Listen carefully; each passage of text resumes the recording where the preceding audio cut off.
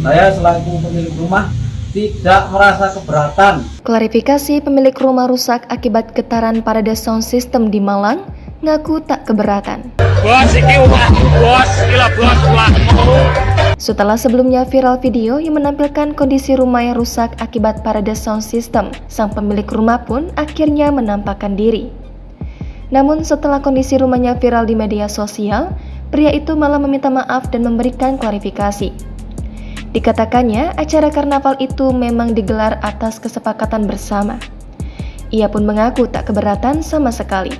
Terkait kerusakan rumah saya saat karnaval peringatan HUT RI ke-78 di Desa Urek-Urek, Kecamatan Gondang Legi, saya selaku pemilik rumah tidak merasa keberatan dengan kerusakan rumah saya sebagaimana yang viral di medsos.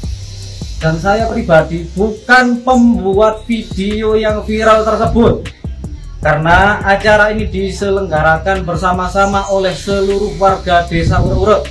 Dirinya juga membuat surat pernyataan yang ditandatangani di atas materai. Video klarifikasi ini pun mendapat banyak komentar dari para netizen. Diberitakan sebelumnya, sebuah rekaman video memperlihatkan langit-langit rumah di Kabupaten Malang, Jawa Timur rusak akibat getaran parade sound system. Rumah itu berada di Desa Urek-Urek, Kecamatan Gondang Legi, Kabupaten Malang, tampak serpihan langit-langit berjatuhan.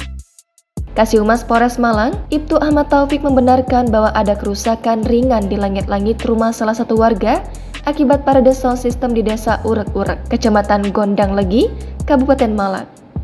Taufik mengatakan kegiatan parade sound system itu dalam rangka peringatan Hari Ulang Tahun ke-78 Republik Indonesia yang digelar oleh masyarakat setempat pada Senin 7 Agustus malam.